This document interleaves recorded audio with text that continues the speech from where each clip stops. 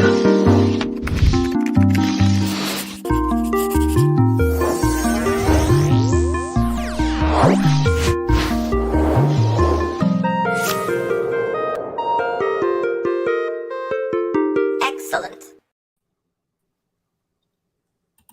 Hey, what's up, folks? Welcome back to another 3D Hangouts. My name is Noel Ruiz. I'm a designer here at Adafruit. Join me every week is my brother Pedro. Good morning, everybody. I'm Pedro, Creative Tech here at Adafruit, and every week we're here to share 3D printed projects featuring electronics from Adafruit. That's right. This is a show where we combine 3D printing and DIY electronics to make inspirational projects. Hello, everybody hanging out in the Discord chat room. We'll take a moment to welcome everybody to the show. This is episode. Sorry, I'll let me do my thing, and then you can shout people out. That's it. This is episode 408, called Master Sword, Talking D20, and Pool Float Coaster. Hello, everybody. Discord. Pedro, go ahead and tell people. Good morning, everybody. That's all. We're hanging out in all the chat rooms.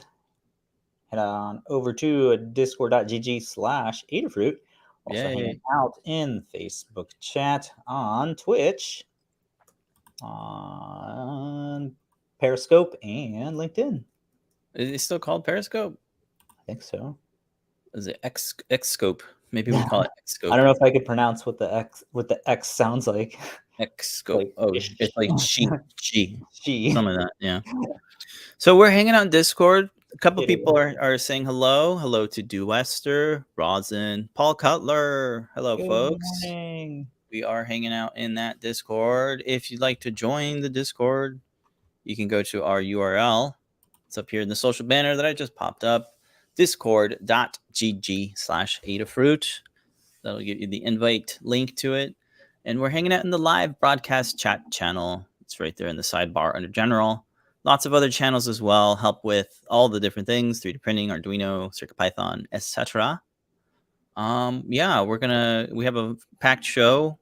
Awesome new project. Got some prototype stuff. A very fun summer themed Timelapse Tuesday video. And then we have a lot of community makes this week that we're going to get through. So I'll go ahead and start off with paying some bills. There has been an update to adafruit.com/free, the freebies from Adafruit. These are awesome. These get automatically added to your cart when you spend a little bit more money with us. So if your order is $149 or more, you'll get a free KB2040 dev board. That's that board on the right side. And if your order is $299 or more, you'll get the KB2040 plus the Circuit Playground Express. It's that lovely dev board with all the sensors and NeoPixel LEDs. These get automatically added to your cart. No need for a coupon. And it's adafruit.com/free for the details. And if you do want a coupon, we got one for you today. 10% off your total order if you use coupon code Master Sword. And that is the bill segment. The bill segment, the segment that we do in the morning. Do you have any chats? Let me see if anybody's in chats. No. Shout outs to Squid.jpg. Hello, Squid. I think I mentioned everybody else already.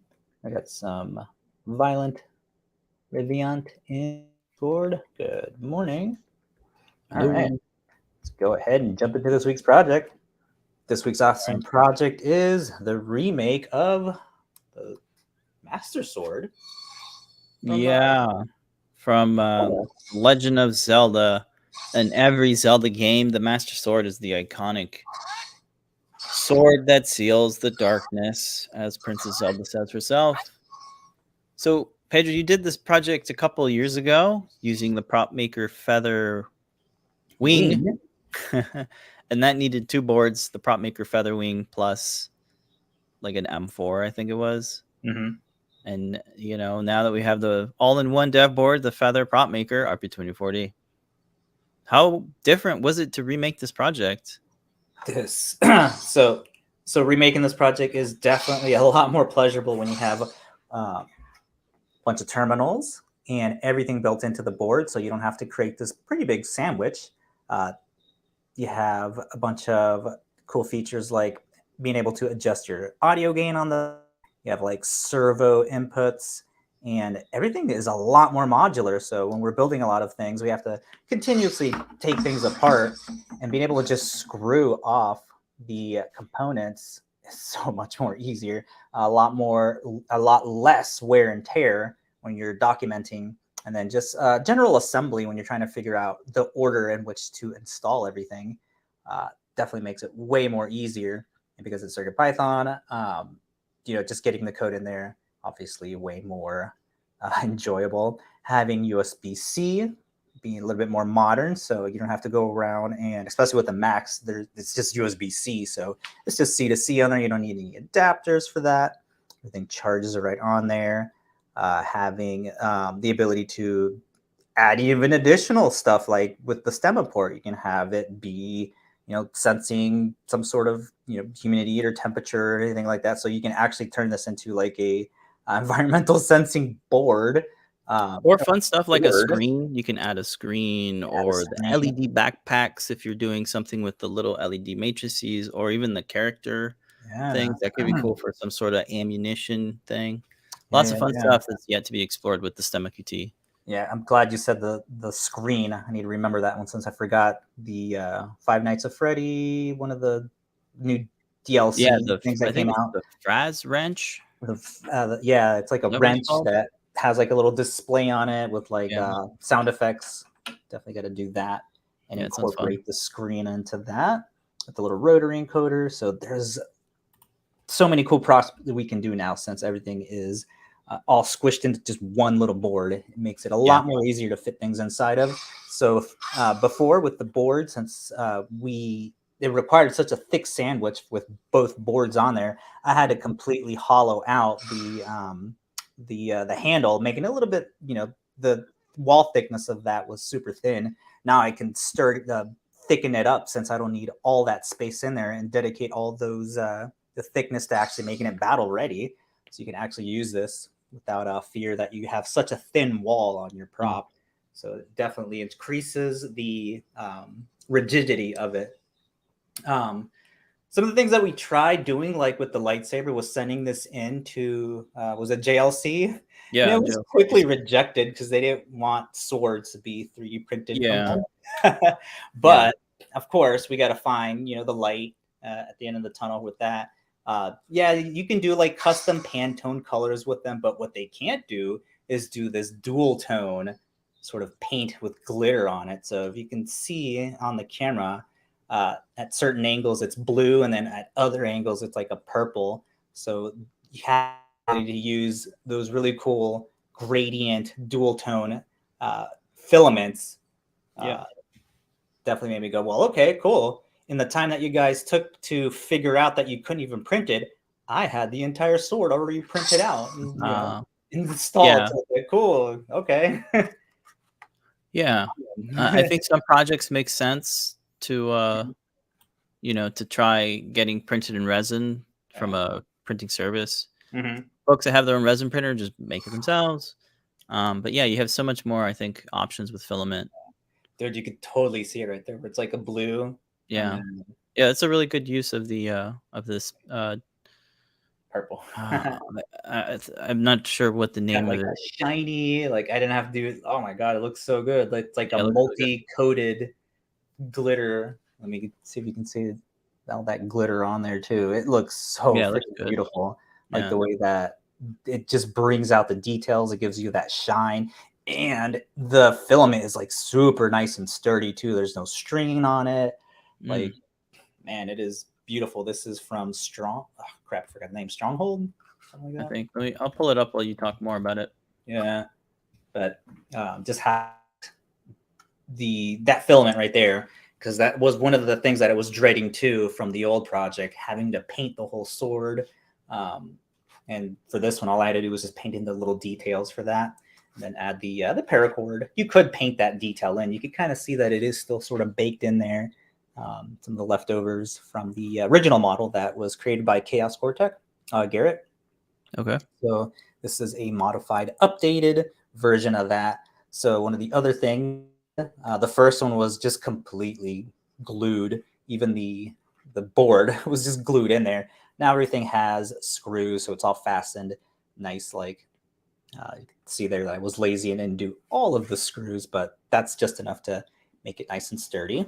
So all of the blades are connected. Let me bring up the other one. You can see here that we're using M2.5 screws to connect all of the blades together, and then M3 screws to connect the halves. So these, just one half of that will connect together. And then the other thing too is, since the sword is pretty big, we wanted to make sure that it was the tips were compatible with the longer blade or the shorter blade, so you could pick which size blade you want to print out. All you got to do is just print the extra piece. It's pretty much this entire giant, like 100mm extra that you can add onto there. You can see the difference between it. It's freaking huge. Yeah, it's pretty big. Yeah. So if you want to print the full-sized one, you can definitely go at it. It has all of the tabs and everything you need to connect that and make this giant, what is it called? Claymore. Yes, Claymore. That's the word I'm looking for. Yeah, two-handed sword. I mean, it's gonna be more pixels. Yeah, the cost will definitely go up. Cost goes up, battery life goes down. Yeah. So and then primarily this is like toys for the kids. So having something this big, they can't swing this around. They're gonna hit things. So that makes it I think it's good for all parties.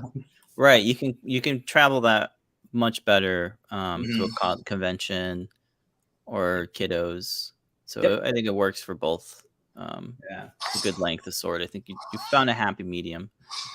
It's all done in CircuitPython. Shout out to Liz for converting the code over.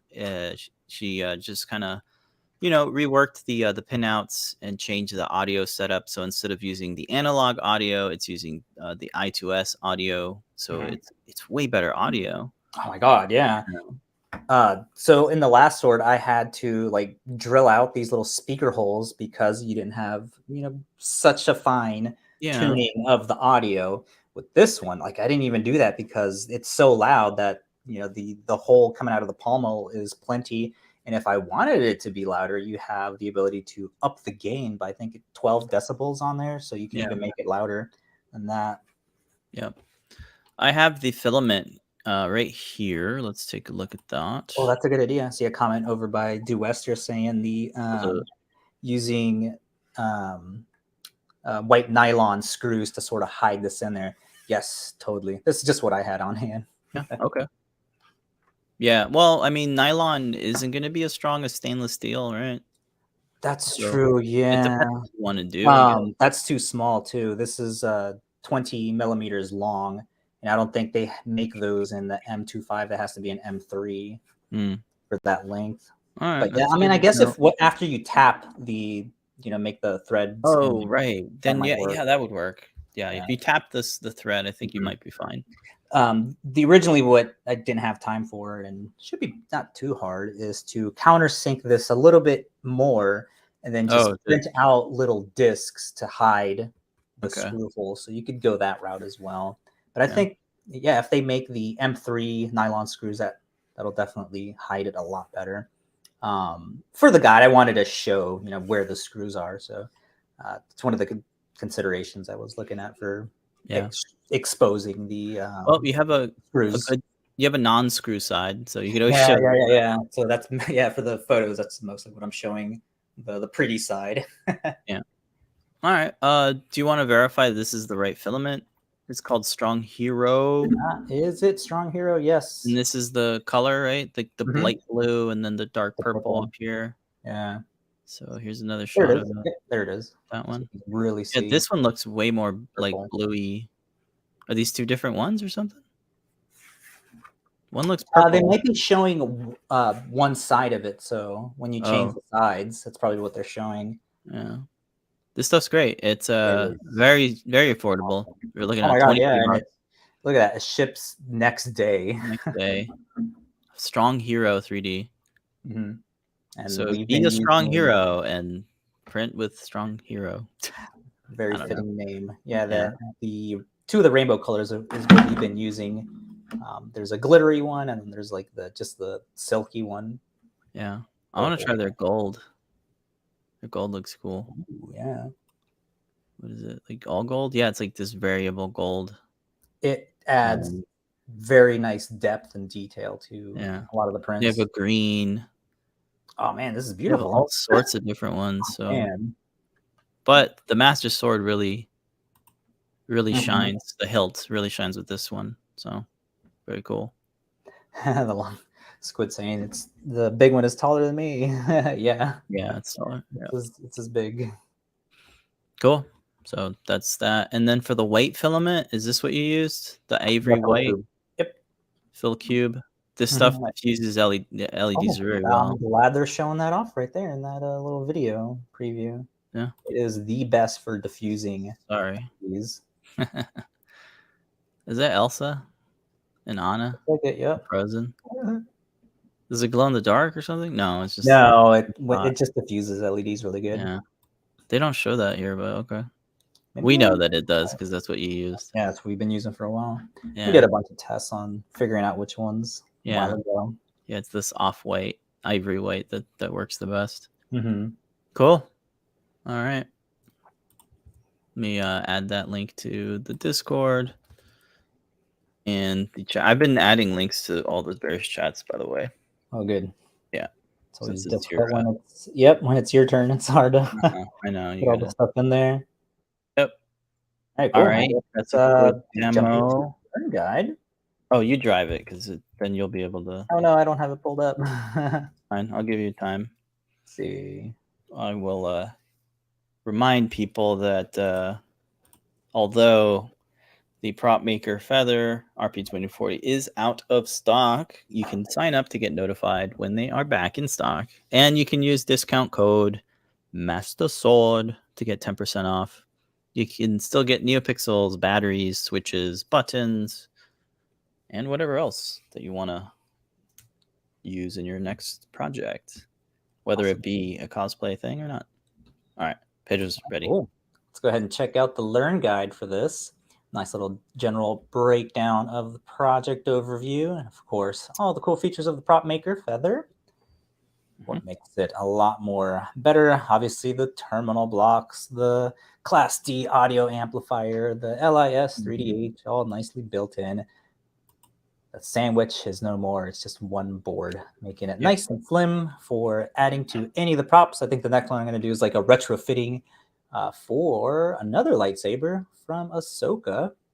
Yeah. Just show the general differences between those. Yeah. Should be fun with that. Some of the parts, it's a pretty low parts list. A lot of the things that you need are like the wires. So like the Pico blade wires to connect the speaker just to reach everything, the JST extender for the battery, and then actually another JST 2-pin for the slide switch. So you can easily, like everything is so modular. Oh, that's interesting. Yeah, so nothing is, there's no playing games with, oh no, I have to unsolder a thing because I have to thread it through a thing. Yeah. So everything just comes apart and can be reused. And yeah, I'm using the, there was a little bit of concerns last week that the oval speaker with the longer cable was out of stock.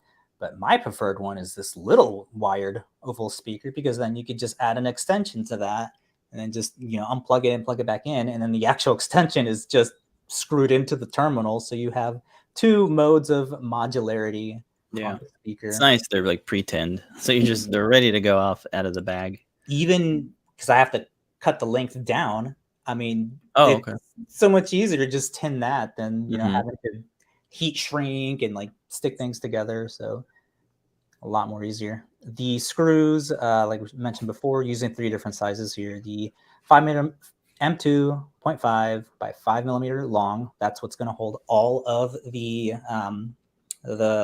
holders.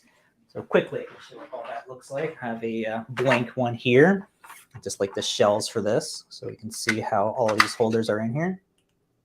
So take this out.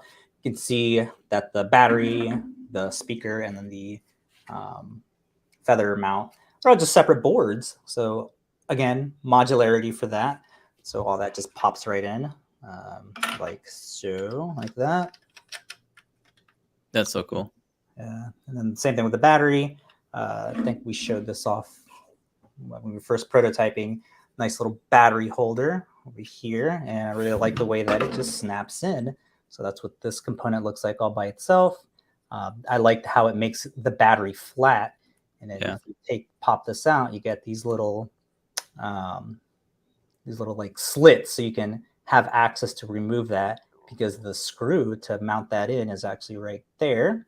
So again, just M2.5 by 5 millimeter long screws that'll screw into the handle, and then positioning the wire so it's on top, just snaps right in and holds that on very nice. So definitely be using this for other projects that require the cylindrical 2200 milliamp hour battery. Yeah, for sure. And then for the speaker, it just press fits in. There is a little, pop this out without breaking it, have a little sticker that you can also use for adhesion, so that can pop right in and out of there. And then for the feather, I did use tabs, or the little pins for these mounting holes up here, and I am using screws since I'm traumatized with where things just break off last minute. You're like, no. And then there is enough room to route all of the cables. Good thing there's this little detail here, because this little part right here is just big enough. Oh, that's funny. That works out really well. Yeah, and then it just goes underneath here. The wires have enough room to go to route that's good, to the bottom there. Yeah. So yeah, using the detail of the model to your advantage. Definitely always look out for that. The screws for the blades connectors, those are the M25 by 12 millimeters long. And then for the halves, those are these long M3 by 20 millimeter long screws. Yep. Now I am using a bunch of Phillips heads here. I would definitely recommend getting the what are they called? The hex screws. Yeah. I stripped so many of these because of the length of them. It's 20 millimeters long. I wasn't going to sit there with a hand screwdriver driving all these in, so I did have to use a little handheld screwdriver for all these. And dang it, I didn't grab it. The little I didn't put anything in here because I didn't want people to strip this stuff. So it's like a angular bit, so it can go in there. I'll show it in like snaps when I post on the socials. Yeah, I remember you said I used of it. Yeah, really cool. Yeah. So the tab length is just big enough to allow those bigger screw bits to fit in there. So you have enough room to fit that in there. That's one of the things that took a little bit to get it right, because you can't have the screw all the way up against the wall, because otherwise you can't get any screwdriver in there. So a lot of considerations for fitting your tools into your model. Too much thought of there. And I think that's it, covering the screws, all the components. I think everything except of course, the PropMaker. Out of stock, but it's probably coming in soon, so definitely sign up and be ready for when that is back up. See, moving on to the circuit diagram, show how the components are all connected, which is, again, screw terminal, screw block terminal. The only other thing that needs to be soldered in is the enable and the ground pin for your slide switch, which, again, we have the 2-pin JST, so that just pops off. It's not really permanently connected to that. And here's a photo of what all those components look like with their accompanying JST connector, extender connector thingies. I think the only complicated thing that looked kind of weird is just the way that the LED strips are soldered in parallel, meaning that it's just a mirror of each other, so that both sides, the strips are facing outwards so that it's illuminating the whole blade. And if it was just one strip, it would like loop around, and the firing blast wouldn't look the way it does like that. So it's both of the strips are just mirrors of each other, so we don't have to use up as much memory or animation cycles for that. So that's a trick there. If you have something that needs to mirror your other strip, just have the data going into to the strips. Yep. So you're basically just sharing the digital connection. So it should be the exact same animation going to both strips. So you move it on to 3D printing. All the parts are there. STLs, and of course you can edit the Fusion 360 file. So you can go in there and modify any of the, like if you want to use a different board or something like that, or if you want to position something differently, or if you want to make the blade even smaller, all of the profile sketches for that, you can edit those to fit your printer. Since some of the blades you are going to have to rotate diagonally to fit on your bed, and so all of those are already properly oriented so that you can go ahead and just print from there. Cool. Supports, you are going to need supports just for the handle where all of the mounting holes for all of the holders are. And it's basically just using the custom supports to plop them down wherever there's a mounting hole. So if I enlarge this, you can kind of see here, each one of these little blocks is where the mounting holes for the holders are. Okay. And then this large one here for the slide switch little cutout, since there are these little walls that hold the slide switch in place. You have these little walls here. So just to, so there's something supporting it when it's printing in the air, since it does print flat. And the reason for that is because all the detail here, all these, like, it has to print, flat like that. But that's the only part that requires the support materials. And then as you can see here, the infill is pretty low. I think it's like at 3%. Oh, wow. Yeah, so it's super low infill. But because of the extra walls that we're able to have in there, it's still sturdy. Okay. And then just a link here to the original files from Garrett. So you can get those, which include the one that he has. Also has like the sleeve too, so you can like print that out as well. The sleeve cover for the sword. Yeah. And there's like a bunch of detail in there too. See, Liz did a really good job of doing porting over the code. And here's a nice little breakdown of the CircuitPython, how to get into CircuitPython to get all that nice and working. So if you need a refresher on how to get your UF2, or if you need to reflash it, all that info is there. And then the next page is the actual code. You can see how she updated that, moved the pins around. The only update that I did when she handed over the code was just the number of pixels used. So if you get like a different strip, you want to go like with the low density one, you can adjust that. And with that, you could also adjust the speed of the blast too. So that was the only other thing I needed to change, because the speed will change based on how many number of NeoPixels you have. Yeah.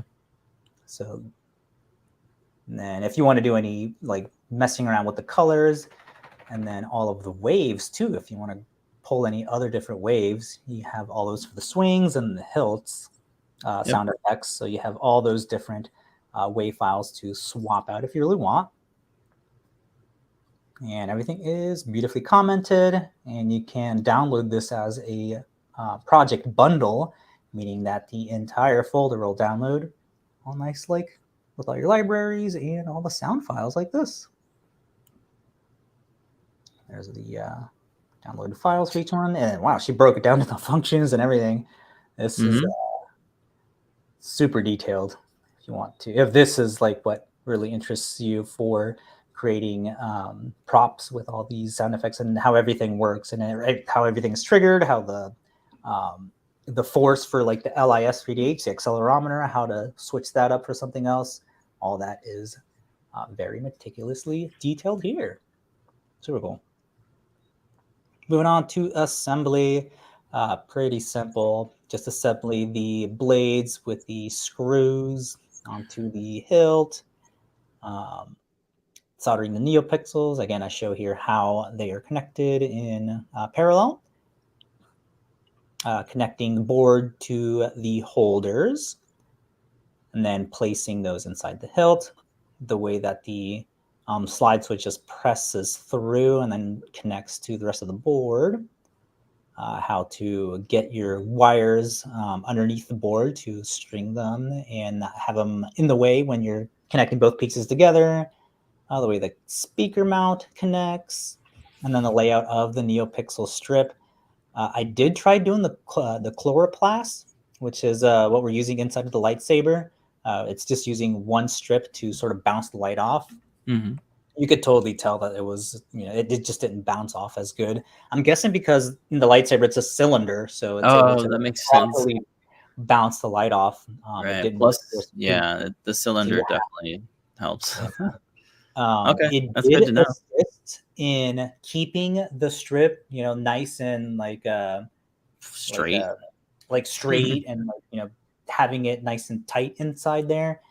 But in the end, you can't even see, it doesn't really flop around as much. So I didn't even have to put any glue or anything in there to hold it in. Oh, wow. It's being held in just by the tolerance of the other half of the blade. So that was super cool. It's pretty modular in that sense that you don't have to have anything holding onto it except the walls that are like pushing the strips into the center. So that was nice little maker lottery being won there. And then finally, what the final layout of everything inside is what that looks like. Just making sure, again, utilizing the geometry inside of the blade. Yeah, the connectors can get chunky. Yeah, yep, you can see where the chunky little connectors can actually hide away, and has these nice little open spaces for them to hang out in. And just the way that you can coil, I did shorten the JST connector for the battery. You can see that there. Yeah, it's a little bit shorter. You could just coil it in there, but for the photo, it's like, hiding stuff. So shortened it just so you can see all the other components on there. Okay. And that's pretty simple there. Even like parts right here where this right here is holding on to the strip. So again, utilizing the geometry inside to hold things together. Like I said before, I am using this little handheld drill just to get the longer screws in there, because you're going to be in there for a while with a 20 millimeter long length screw. So this definitely helps, even when you're building the threads for this, when you're tapping all of the standoffs. Absolutely helps. And then again, if you wanted to add the paracord detail, you could just put it in there, since when we were filming, it did have a tendency to slide over. And then you can see some of the detail here where it's got the purple and the blue and the glitter stuff. I definitely recommend using that. That's pretty much it. Where's my GIF? There it is. Cool. We got a question from Squid. Do the screws fasten into the plastic directly, or are you using heatsink inserts? Directly. Directly. Yeah, you could use heat sinks, but because I'm when I'm prototyping, there's like 20 of these in the garbage. I can't stick heat sink in there. Yeah, I think a heat sink, a heat set insert makes a lot of sense if you're going to take it apart multiple times. Which I have with this, and I haven't had any problems. So yeah, you could definitely do that. Now that it's, I have everything finalized, I would definitely do that if I didn't have other projects to work on. But yeah, you could definitely add that in there now. Okay. But when I'm first prototyping, I don't do that. Yeah. There's all right. That's good. Literally a big old trash can full of nothing but freaking blades and handles and all the little parts for that. Okay. All right. Cool. I think that's all the questions I see. All right. There you go. Oh, yeah, Master Sword. The Master Sword.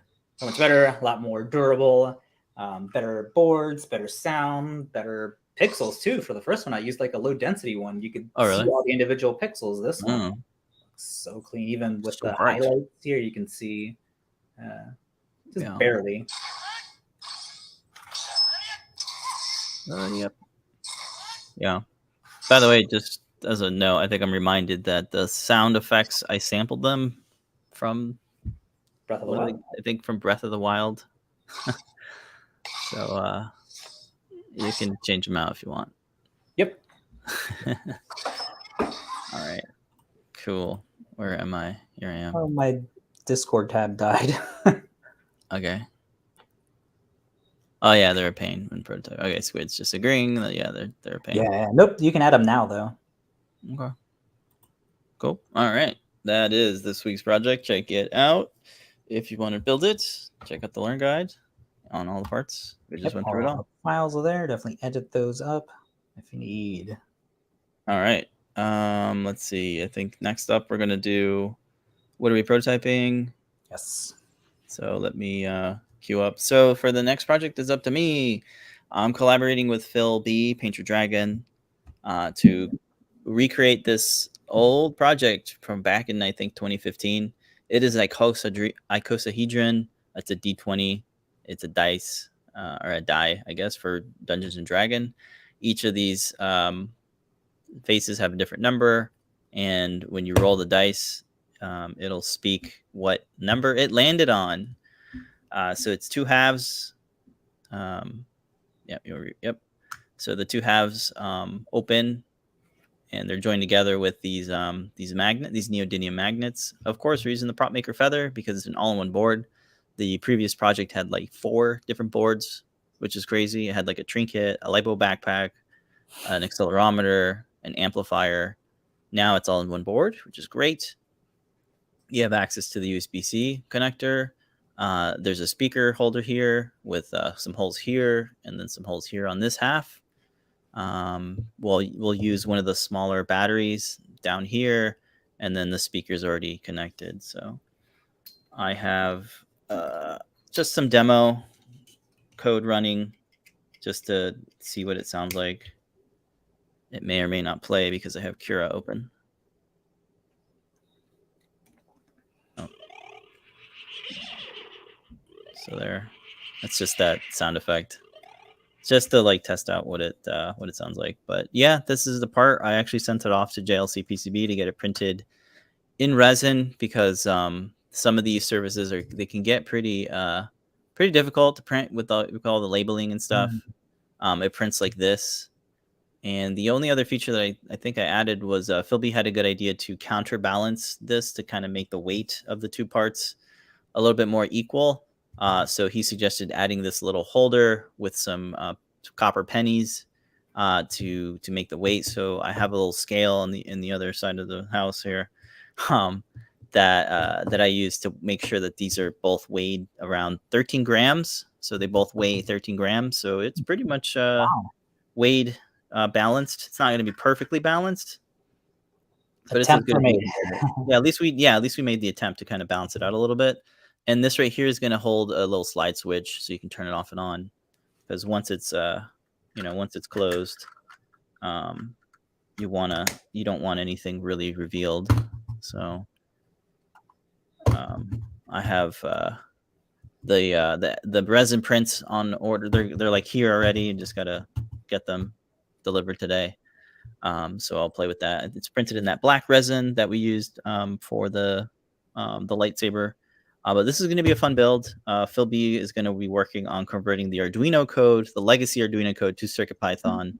It's using a different accelerometer that doesn't have free fall detection, so he's going to have to redo the math a little bit. But he's up to the challenge, and this will be a fun project, I think, for folks that are into Dungeons and Dragons, or even just to kind of showcase something that's like, I still haven't seen anything like this, where it's like a talking D20.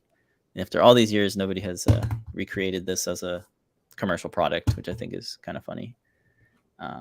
So yeah, that's forthcoming. Probably not. Maybe next week, maybe not. I think next week I'm going to have something else. But for now, this is what I've been prototyping. It doesn't require any support material, miraculously, because it's just the way the icosahedron, like you have a flat surface here and everything kind of is at either a 60 degree or 30 degree angle. So it's not too bad. There is a little bit of like dribble here. Hopefully that will look good in resin. I think it will. It'll probably look amazing in resin. But there's no NeoPixels in here or anything like that. So yeah, that will be a fun one, fun collab. And then the other thing, so that's this is still prototyping. Let me queue up my Yeah. Screen here. I want to show you folks CAD, what I got going on in CAD. I'm going to share my entire screen. All right, Pedro, bring it in so we're not in tunnel view. Let me know when it's up. Yep. All right. So Pedro, he found a really good over-the-head camera rig. It's basically steel piping that creates this kind of shape. And I wanted to get it, but it was actually too big for the table that I have. So I figured, let me recreate that project with some 2020 aluminum extrusion, some T-plates, some hardware screws, and some 3D printed mounts. So this is a couple of aluminum extrusions that are fastened together with various plates, like this T-plate here. We actually carry this stuff in this Adafruit store. You could also get these parts from McMaster Car or Amazon, but I wanted to create this so that it can act as a rig for doing over-the-head shots, but also hold poster boards and backdrops for getting photography. So here is my simple kind of design. I have this 3D printed bracket here that allows you to kind of basically fit and slide these pieces of 2020 so that I can like adjust the height of it with just fastening and tightening these screws. And then I have these little 3D printed clips here that will allow me to kind of get poster board kind of clamped onto that piece. I'm using these coupler to increase the length of the 2020 so that they're nice and long, so I can fit a bigger piece of something. And then for these end caps, I'm using TPU Ninja Flex to kind of round them off and have a little bit of grip because they act as feet. So that's pretty much it. There's no code or anything. And Lamar was like, yeah, why don't you go ahead and make a learn guide for it? Because folks might want to build their own overhead camera rig. If you have this open on a table, you can extend it, you can shorten it. It's very modular, and I love working with 2020 because you have these T slots where you can basically, add stuff, remove stuff. You can mount your lights. You can mount your monitor. Yeah, HDMI monitor or any other type of thing. So you could definitely have like a string of lights up here, so you can have some perfect lighting. Yeah. You can use the 2020 to slide in a piece of poster board if you wanted to use it as a backdrop for cameras. And because you have these really long feet, you can, it's very, very sturdy. So it'll hold maybe 5-10 pounds of camera and lens. These days, cameras are a little bit lighter. Of course, you can add like an iPhone, a cell phone camera, GoPro camera. But I think it's going to be nice to have an overhead camera. Pedro, you've been using yours like for everything. Yeah. So nice, right? It is so good. That camera angle, you don't have to mess with. And like when you have it on a tripod, it's always difficult to have like just a straight down shot. Things always look oblique, like tapered off just because of the angle of having that. And because you have a tripod there, it's in your way. You can't get in there. So usually for 10 years now, we've always had to reach around and like grab things all difficult and hurting our backs and covering things up when we're trying to show. So like when we're soldering things, you'd have to like solder it all funky and different because the camera would be in the way, or you'd have these shadows always on you, or the lights wouldn't fit, or there's all these things that complicate things when you're trying to document when you're in this weird angle that a tripod gives you when you're having an overhead just straight down. You can even leave on like your stabilization, which you're supposed to turn off when you're on something steady like that. It just makes the workflow a lot more better. The pictures come out a lot more straight and detailed, and you can not obstruct any other thing that you're trying to show for assembly purposes. Whoa, it's too bright. I'm trying to like play around with the and it doubles as your backdrop holder too. Yeah, here we go. Studio lights. It's supposed to be like a studio, but it's not. It's like too big of a studio. This is the render environment in Fusion, just to give you a little bit better like look at like what it would look like for reals. It's a pretty big thing, right? So I'm not able to kind of show it off. You're saving space by not having that freaking tripod there. Right. You're always Especially gonna around your when table. when you're moving stuff around or trying to get around it. There's always that moment when you're about to record and then you freaking hit the tripod and it's like, great, now I gotta wait for the stupid thing to freaking stabilize. Yeah, that's funny. And So it's that's what I'm all working on. the I have it. frustration. Yeah, right. You can get your 2020 anywhere. Even Lamar was like, "Yeah, folks probably won't be getting it from Adafruit, but that's fine." And wherever you want to get your 2020. I do have the little holders here. So one slot will go up here, and then you have another one going this way. So it's like a cross beam. What I ended up doing was to avoid any support material. Like I just did a giant chamfer here, so it prints like this. That way you get like maximum. Beautiful.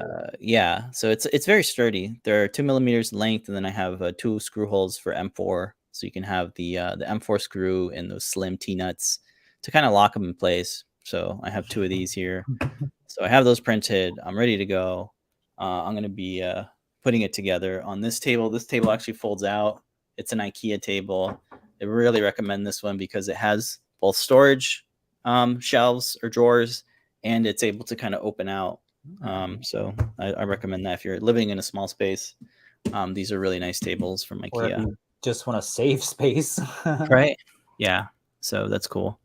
Because even if you have the space, you'll use it up with having all these big things everywhere. This definitely helps in sort of organizing the chaos that happens when you're doing assembly. There's no way around that. If you want to look at aluminum extrusion, let me share my screen again. It's going to be at this tab. You can see here we have all of the different things here. There's a dedicated extrusion category. So you have different corner brace supports, the actual extrusion. They're 610 millimeters long. We have the slim T-nuts, which I really like. Corner braces, L plates, coupler plates, screws. We have a lot of stuff actually for building. We used to have these open beam starter kits back in the day. They've been discontinued since. But you can probably get these from other places. We also have these oval T-nuts if you want like a better thing. But yeah, this is a really awesome material for building something very strong, but also lightweight because aluminum isn't that heavy. And you can cut it down to size with a chop saw, miter saw, hacksaw, whatever. So yeah, I'm going to be using that for all the photos moving forward. So it's going to be really nice instead of having a C-stand. Because those are not fun. Oh, yeah. Yeah. All right. I'm going to jump back over to Discord to see if anybody. Yeah. Oh, I love this project. Yanni posted this project from Bill Doran from Punished Props. I watched the YouTube video.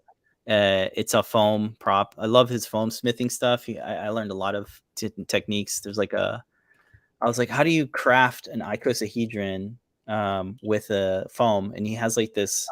Is it a pattern that holds?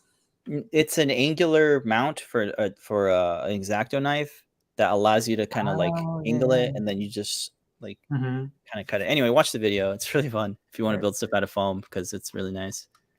There's also a giant D20 here, I guess. It's funny. And then DJ Devin is prototyping something pretty cool.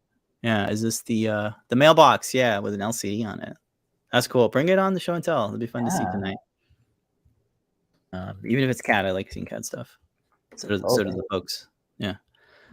Let's see. What was another thing I wanted to talk about? I think we're running low on time, so I'm going to skip that for next week. I was going to talk about the new emboss update to Fusion 360. Maybe I'll do a layer on it. Or maybe we'll just talk about it next week. And we'll talk about it after the show, what we're going to do next week. Next week's is kind of special. But for now, let's go ahead and jump into this week's Community Makes. On Tuesday, we do a Timelapse Tuesday video. And this is this week's Timelapse Tuesday. Very summer themed.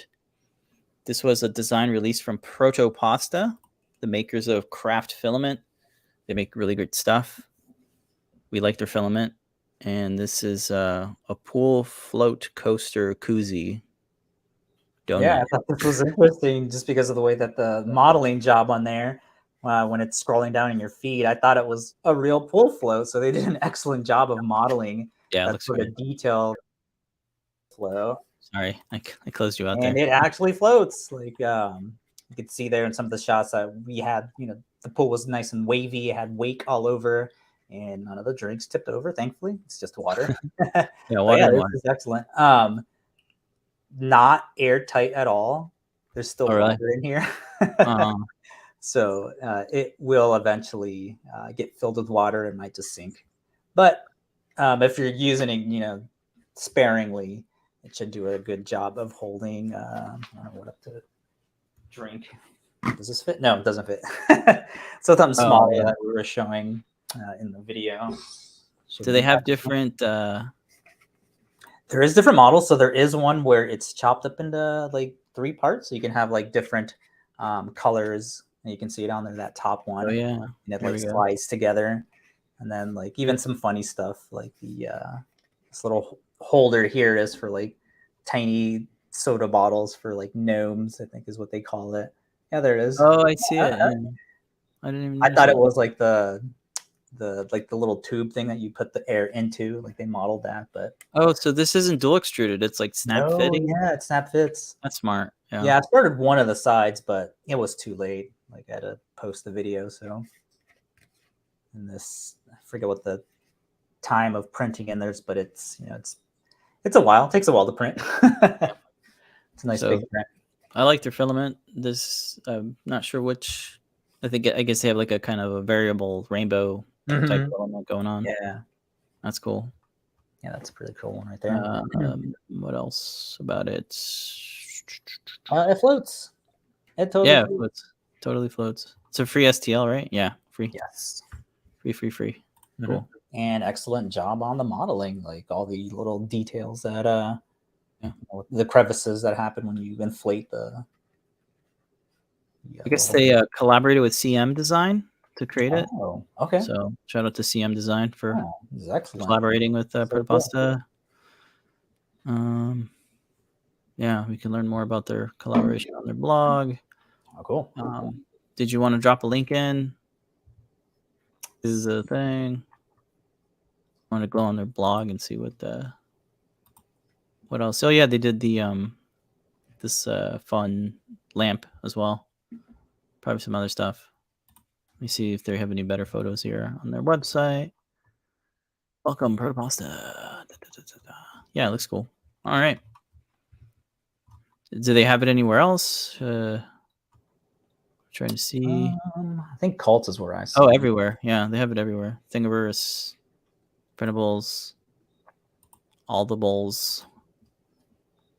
See if people made it. Yeah, we got a couple makes here. You don't have a pool, but you have a sink. No problem. That's great. I mean, if in the bathtub, I mean that's I guess in the bathtub it makes a lot of sense. Mm-hmm. Cool. Absolutely. All right. Well, wherever you like to get your fine STLs, where all fine STLs are downloaded. But let me add this again. It's really cool to put it in the pool. And good choice of the, Rambo filament. That's fine. It's what you had. What a gradient. Yeah. Look at that. Look at that turbulation. Yeah. Not CG. It's real. You even have Declan at the end there, right? Or Gavin, somebody. Oh, yeah. Declan. Yeah. Cool. And it took a while to print, I suppose. Oh, yeah. It takes a while. Yeah. Shows up there. Oh. They probably have like some settings that they suggest. 11 hours. Right. But that's with the time lapse, so it's probably half that. Just a little bit less. Okay. Cool. All right. We got still a couple minutes to catch up on community makes, so let's hop into the makes this week. First up, we have a make of the AirPods Max headband and ears. On printables, this user here, FRNKTRGR, posted up their make. I guess they just printed the band. It's a Lego stud band for an AirPods Max. And they said, they rated it. Thank you for rating it. Not for myself, so I can't test it, but the flexibility is good. printed in Fiberology Fiberflex 40D black. Hmm. So it's supposed to be printed in this TPU. Just a refresher, the AirPod Max has this really nice headband that has plenty of room for customability. So we designed a couple different designs, and yes, Lego minifigs do fit on there. So if you're a big fan of Lego and you have AirPod Max headphones, check it out. You can print it in TPU or Ninja Flex. Cool. After that, we have Make from G. Miranda on the heat set insert press. This also uses a piece of 2020 aluminum extrusion to create this really nice rig for doing heat set inserts. And they said they designed a new base for it that's 3D printed. So it looks great. This is probably one of those the most remixed projects because people have their own soldering irons, they have their own bases. They have their own what do you call them? Skate bearings, bearings. Because this one's kind of a custom, not custom, but like a different type than the normal Z88 or whatever they're called. But anyway, looks good, very fun. Check that out. Very useful. Yeah. And after that, the Octoprint Raspberry Pi. Oh wow! Pi Touch display rig. Like this one one. Of those, we need to update this yeah, one. Those evergreen projects. It still works. Udo 2017 posted up their make. Nice case. Just need to install the Pi. Very nice. It's a snap fit case for your Pi and a Pi TFT from Adafruit or whoever else. It looks good. Printed in black. Lots of folks have made this one for monitoring their Octoprint setup. And after that, we have a make from Mars Isis. Posted up their make of an iPhone X case printed in, I believe, TPU.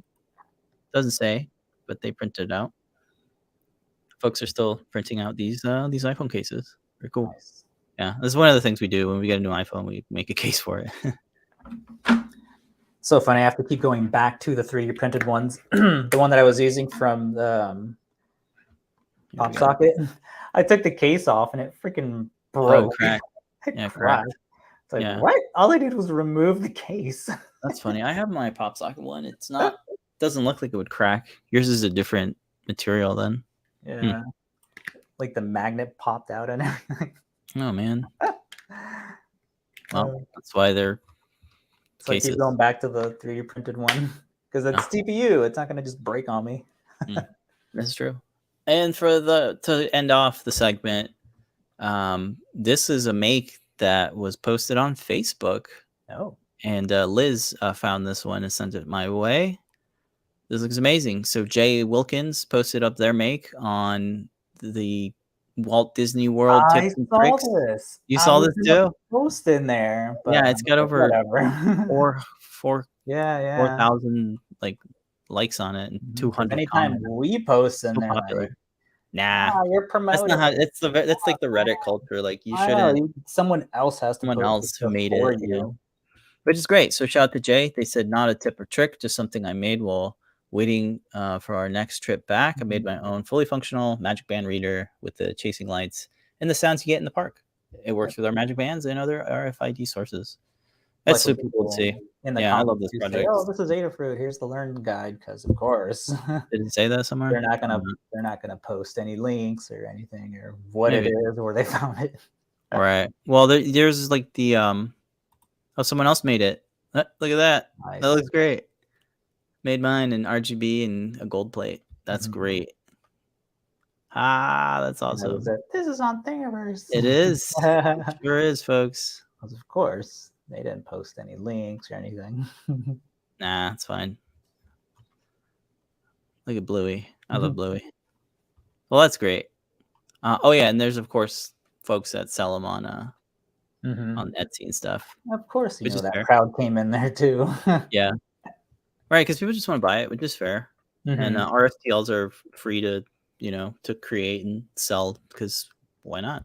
So, and that is this week's Community Makes. Thank you everybody for sharing your makes with us. It's very gratifying to see folks actually make the projects. And that's very cool. Let's jump back into Discord, see if anybody's coming up with anything. Wait, that's the wrong one. Sorry, Pedro. You folks weren't supposed to see that. That's our notes document. Helps us all the stay in track. I got all the links posted. I think so. All right. Well, let me a quick programming note. Maybe not so quick. Before we close off the show. Next week is Circuit Python Day on Friday. So we're actually going to push the Wednesday show for next week to Friday at 10 a.m. It's really 10 a.m. But join at 10 a.m. Eastern time. This for Friday, so that's August 18th, Circuit Python Day. We have a full day of live stream scheduled programming.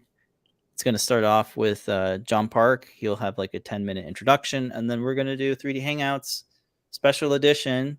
We're going to have Liz Clark, special guest, come in the show and chat about Circuit-Python because she actually does all the Circuit-Python code. We do the 3D printing, but Liz also does 3D printing and design.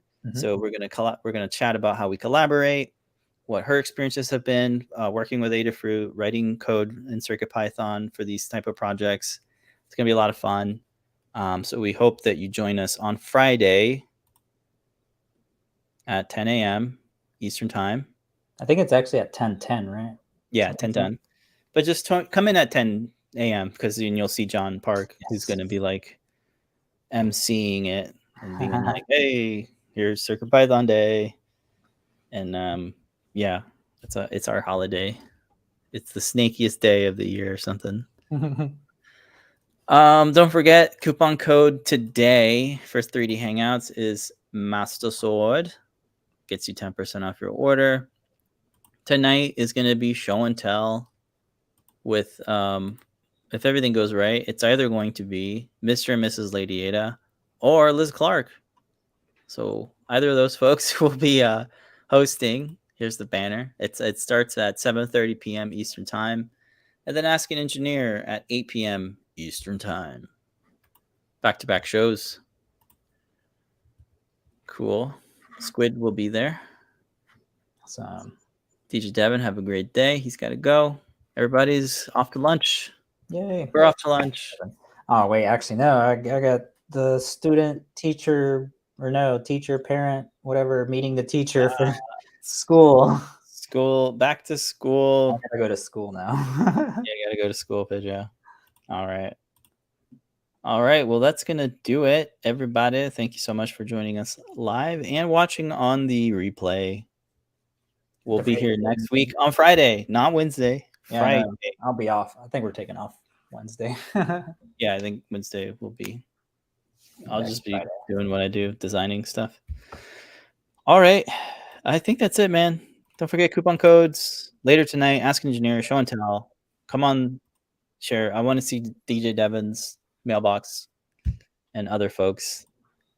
We'll see you next Friday. But until then, enjoy your weekend. Stay safe. And remember to make a great day. Bye, folks.